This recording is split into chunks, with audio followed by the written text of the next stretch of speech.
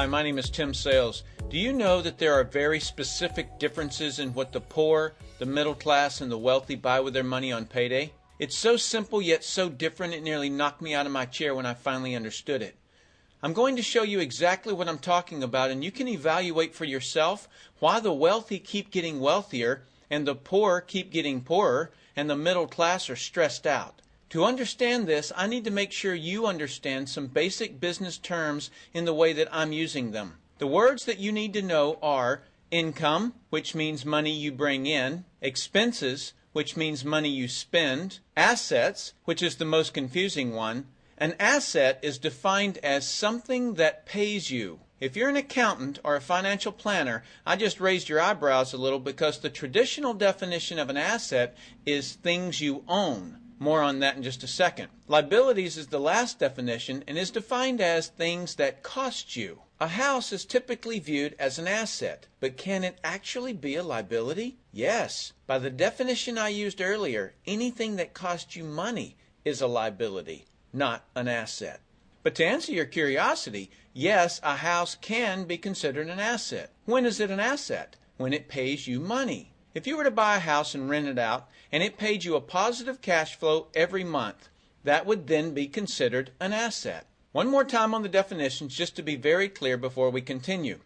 Income is money you make, expenses are money you spend, an asset pays you, and a liability costs you.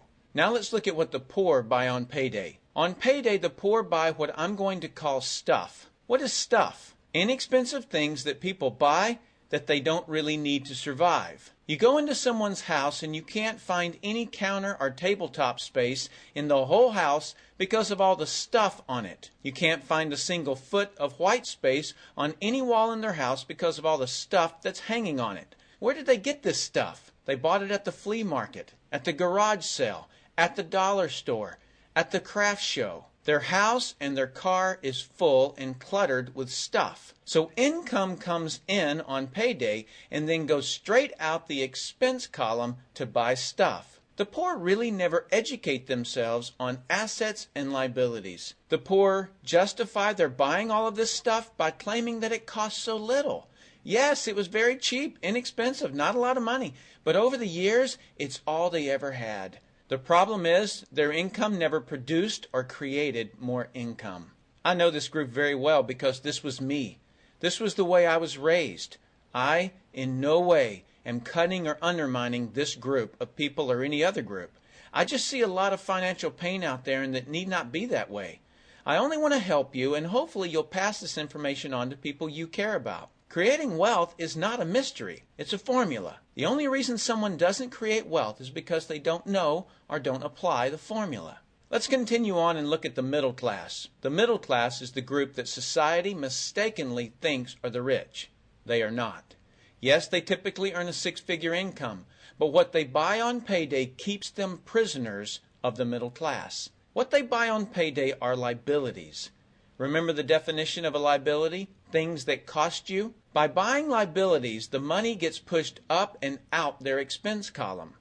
Liabilities are items like cars, boats, houses, airplanes, credit card debt. Let me explain the way this happens. On payday, the middle class make a nice big paycheck. Let's say $15,000 for the month. They then split that down the middle and pay their monthly expenses with half, and with the other half, they make a down payment on a new car. The car costs $7,000 down, and after they tack on the insurance and the maintenance, that liability costs them $1,100 new dollars every single month. A few months go by and they want a boat, then a vacation home, a Rolex watch on the credit card, a vacation on the credit card, and before you know it, their liabilities have raised the expense levels to near or above their income levels.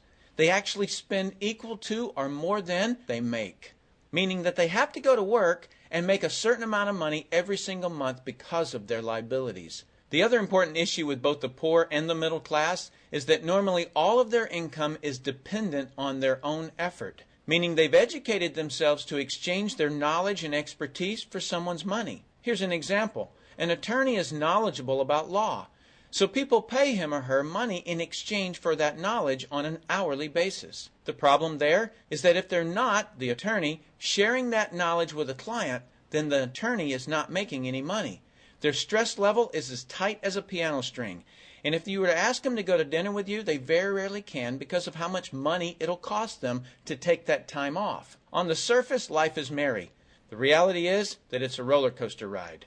That's the middle class. Now let's look at what the wealthy buy. On Payday, the wealthy buy assets.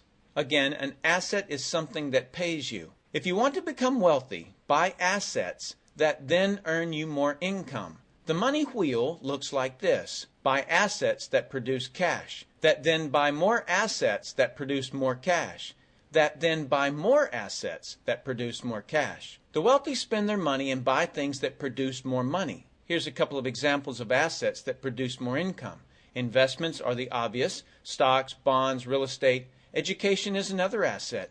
If you learn how to do something and actually do it, that produces more income. That's buying an asset.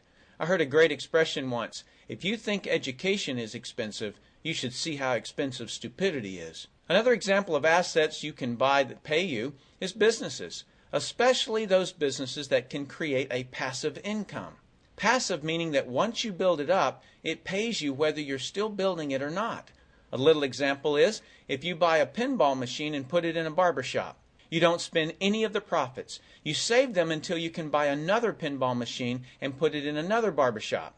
This, by the way, was Warren Buffett's first business. Warren Buffett, by the way, is one of the top 2 richest men in America. The wealthy are extremely eager to find those passive income businesses because it continues to pay them month after month, year after year, long after they've stopped working the business. That's actually the way I created my millions. I found a passive income business that I built up, and it continues to pay me month after month, year after year. I then took those profits and multiplied them in another passive money business, and then again in another. In conclusion, here's what I've learned. You can't find these passive money businesses unless you're open to hearing about them. Then once you find them, be willing to research them. The reason I say this is that I answered a hokey little ad that I ended up making a couple of $1 million from, simply because of that ad. So these businesses are out there. You just got to find them.